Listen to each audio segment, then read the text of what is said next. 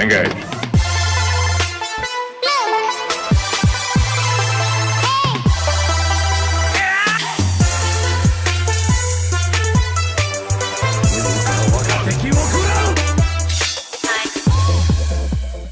Hey guys and geeks, welcome back to the Geek Critique Show. We're your hosts. I'm Jen. And I'm Dakota. So, Nathan P. 2007 has a request for us that we would like to address. And Nathan P. 2007, he was one of our first followers on the channel. So he's freaking awesome. Long time viewer. But he was actually commenting on a video that we posted last week, which was the how anime makes us feel. And he said, I typically hate ads, especially ones in people's social media or in their vlogs. But if you watched the video yesterday, you'll know it wasn't exactly an ad. It was more of a contest that we were entering. Mm-hmm. So I hope that helps dispel any worry on your part. Yes. But you do have a video idea, and we thought it was a really good one. And yeah. It's worth, doing a whole show on, I think. So he says, discuss your favorite anime, comic books, and TV show, and then discuss your ideal reading/viewing order for them. Right now, I'd love to get into Ghost in the Shell, but I don't know what to watch in what order. And I loved DBZ as a kid, Dragon Ball Z, but I don't know if I should buy Kai or the regular editions and what the difference is and such. So we're going to kind of play off of this comment and talk about anime in general. As far as, what to get first and in what order, as far as, manga over just the regular comics, I've only read a couple of manga from shows. Usually it's, I'll really like a show and I'll like it so much that I want to read the manga. But typically, usually, at least the ones that I've read are really true to the anime. Oh, yeah. I mean, if you want to either continue after the season's ended and you want to read some of the next season, I think I did that for Food Wars. I got some of the manga for that just to catch up. But then, yeah, it kind of just depends on, if you want to read first before you watch, or I think that's just a personal taste thing. As far as, anime goes, a lot of anime either comes directly from light novels, which are, short serialized novels that are written in Japanese, obviously, and or manga, which are comic books that read backwards. For the most part, anime sticks to manga, like you said, spot on. Yeah, usually panel for panel. The ones that I've read, at least, but it's not like I'm a huge connoisseur. I haven't read a lot of manga that I've watched the animes for, but the ones that I have, even My Love Story was exactly what happened. Right. Yeah. As far as your first question goes, discuss your favorite anime, comic books, and TV series. Anime. What is our favorite anime? One Punch! One Punch Man is pretty awesome. I don't know if it's my favorite anime, but it's such a that's a show that you can easily binge watch. Unfortunately, that is not on Crunchyroll, our primary means of getting anime. Mm-hmm. It's worth looking up and actually watching the episodes. It's so good. The concept is it's taking a little bit of Dragon Ball Z, like you said you watched, and a little bit of American superheroes and superhero lore, and just kind of mashing them together. And what if there was a hero who was so strong he could literally defeat anyone in one punch? You think that's ridiculous, but literally every battle he's One Punch Man. He's One Punch Man. But it's really funny just because he's kind of dead inside and he doesn't have much to live for because he wants a challenge and he can never find it. Yeah. It's great. Without saying too much. Yeah, I don't want to get too excited and give away. That's a definite must watch. Mm-hmm. I would definitely watch more than one episode to get a true feel for it, because the first episode is just introducing you to the character. You don't really get a feel of the plot. Mm-hmm. The first episode is more ridiculous than I think some of the other ones are down the line. Yeah, that's for sure. What about you? I guess an anime that really speaks to, I would say, Americans. It's easy for American viewers, Western viewers in particular, to get into because it's so cinematic and large in scope, is Attack on Titan. I know a lot of people Like some people think that's too mainstream, but for first-time anime viewers, I would recommend Attack on Titan because it's just an easy show to get into, and if it's your first true anime that you're watching, like that was the first one that you really got into. Yeah, he showed me when we first started dating. He tried to. It was actually quite cute. He set up a whole like anime night, and we sat on the couch, and he had like the little rice balls and Japanese soda and like a bunch of little things and snacks and goodies. But he puts it on. You don't have to go that far. Yeah, no, this was just Dakota taking everything too far, very seriously, and yeah, he puts it on, and the culture was so different to me that he didn't really preface anything. Like, there were a lot of terms that I didn't understand. Like, I didn't even know what an otaku is, you know what I mean? Mm-hmm. And it was just boobs everywhere. Like, what is this? I didn't understand Japanese culture. Where I lived growing up, I was never really... Not all the anime that we showed, like, that we watched is like that. Not all anime is like that. No, yeah, I'm definitely not. I'm talking about this one episode of, which anime was that? It was a fantasy series called Outbreak Company, and I don't recommend that for first viewers.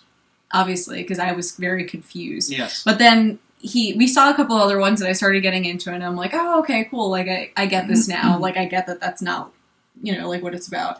And then Attack on Titan was one that just very easily understood. It's just easy for her to get involved with, and now I'm an otaku. And you might want to explain what an otaku is.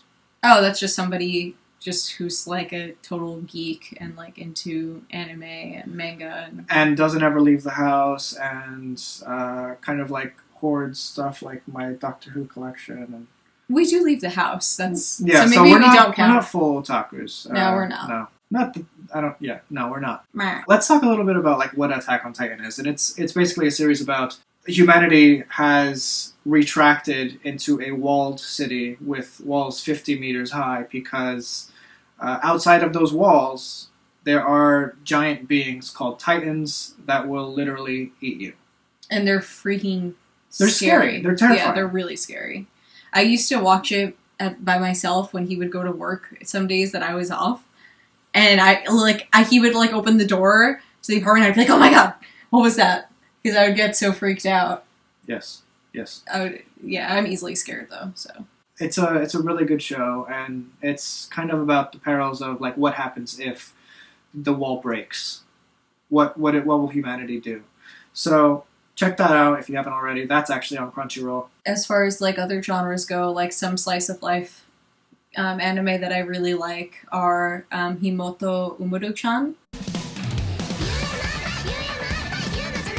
Yeah, and that's actually a show about a closet otaku. Yeah, she's a closet. At school, she's like the stereotypical like perfect girl, like great grades, like perfect looks, really modest and kind and helpful. Yeah. But then when she gets home, she's like selfish and like eats everything in sight, like all junk food and like just playing games, doesn't do anything, super lazy.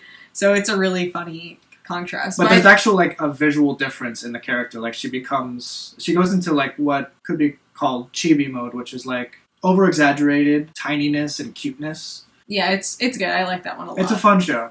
Yeah, it's a lot of fun. And then other slice of life that I like are, one of them is Your Lie in April. Yeah, that one. Oh my gosh. You're going to cry. It's so good. But it's very beautifully done. It's about musicians. So it's about a pianist who is suffering from, apparently like this is a real thing that some pianists suffer. It's kind of like they can no longer hear themselves play. And their keys sound like they're like in water. Like. Yeah, but that's what it sounded like to him. Like he was drowning whenever he tried to play. But he was actually like a prodigy pianist at one point. Mm-hmm. It's just about him kind of meeting people who play music, and it's sad. Yeah. It's really sad. But it's awesome. It's beautifully done, and even the composition of the music in the anime is fantastic. Like, I don't know if those are original scores or I don't know. I didn't really look into it, but it's beautifully done. Mm-hmm. Now, I know a lot of people don't like this anime, so I'm hesitant to put it on this list, but it's an easy show to get involved with if you aren't familiar with anime. It's Sword Art Online. The basic premise is someone who, a few years in the future, a new VR headset and game comes out called Sword Art Online. It's a fully immersive fantasy world. In 2020, actually. 2022. Oh, 2022. Yeah. Okay. So what happens if you can't log out of that world and you can never leave unless you finish the game? It's a great concept, and it's worth watching at least the first half of the season. Yeah. I thought the first season in general, oh yeah, that's true. It's at the halfway point that things change. Okay. I really liked it. Like, a lot of people that I've met, actually, that I've told that I like it to, give me a lot of crap for it. And I get why. They've actually brought up valid points that maybe because I was a new anime watcher, when I saw it, I didn't really see. But I still have very fond feelings toward Sword Art Online. So if you have a problem with that, you leave it in the comments and we'll duke it out. Yeah. Another anime that's a slice of life, which slice of life, by the way, means like one that's not fantastical or superhero or anything else. It's just about life, which I actually find a lot of those really endearing and just really like soothing. It's called My Love Story, which sounds super cheese, but it's actually, to quote my brother-in-law Austin, a good kind of cheese, like Parmesan. It's really good though. It's really funny and beautiful, like a really beautiful one. So that's my 3 slice of life recommendations. Mm-hmm. The next part of your question, right now I'd love to get into Ghost in the Shell, but I don't know what to watch and in what order. We've only actually ever seen the Ghost in the Shell animated movie that was like remade and reanimated with some CGI scenes. Ghost in the Shell isn't really for me, or us rather. We enjoyed the film when we saw it, but I think it's a little too esoteric. The actual themes of the film and what it's trying to convey aren't super clear. And I think that's actually something that the movie with Scarlett Johansson is going to fix come down the line. At least I hope. There were some parts of it that I did genuinely enjoy. Yeah, it was visually beautiful. Yeah, it was visually astounding actually. Like, it was really well done. But it didn't leave me with like a thirst for more, so to speak. So like, we watched the film and we were like, okay, like that's it for us. Like, we got it. We didn't really understand the character of the Major too much. Mm-hmm. Maybe on repeat viewings we would, but... Yeah, maybe we're dumb. Maybe we're dumb Americans. Yeah, maybe we're just big old stupid Americans. So what...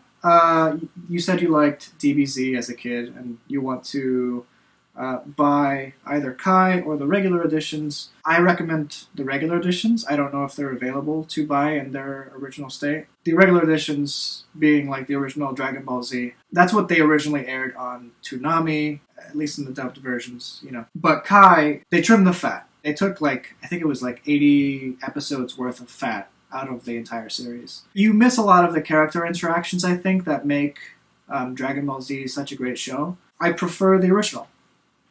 Do you have any other anime to recommend? Is It Wrong to Try to Pick Up Girls in a Dungeon? Yeah, that one is good. I like that one. And it's basically like an RPG. What if an RPG was real? Like, the experience you gain from battling in a dungeon. It's just, you have to watch it. And it's super funny. Yeah. It's really funny. Yeah. Food Wars is another that we really enjoyed. That's still going, right? Yeah, Food Wars we have some catching up to do. Finish with season 2. We have some splaining to do. I love when anime does things that you wouldn't expect to be an anime show, and they do it so well, and the competition is fierce, and you get crazy into it. Mm-hmm. So Food Wars is great. Yeah. Any others that we're crazy about? What was the one he has to choose? Erabe. That one was really funny. I can't remember the name. Naokome, I think it's Noucome. It's a really fun show. It's a little more on the raunchy side, so... Yeah, it's a warning. Parental guidelines, Yeah, but yeah, it's good. Anyway, all right, and if we come up with more, we'll comment to you, Nathan, and tell you more. Yep. But thank you so much for your awesome comment and for giving us this idea to make this video. Mm-hmm. We appreciate any and all feedback that we get. Even some of the negative comments, like if you have something negative to say, don't just be like, you guys suck. Tell us what we did wrong. Yeah. Someone did that the other day. They said, you guys suck. And I was like, oh, okay, I appreciate the feedback. What exactly did we suck at? I would really like to know. I genuinely want to know so we can fix it. And he deleted his comment. It's like, if you think we suck, tell us why so we can unsuck. And if you're gonna attack us, have the backbone to like actually explain yourself. Yeah, just let us know why. Anyway. Even if it's but we appreciate, I guess my point being, like, Nathan and all of the guys like you that have been just keeping up with us and commenting. We love it. We think you're all awesome, and we wish we knew people like you in real life. Yeah. So if you guys have any video ideas for us to do... Yeah, recommendations, questions, comments, concerns. Let we us take know it in the all. comments. All right, thanks. Bye. Thanks, guys. Bye.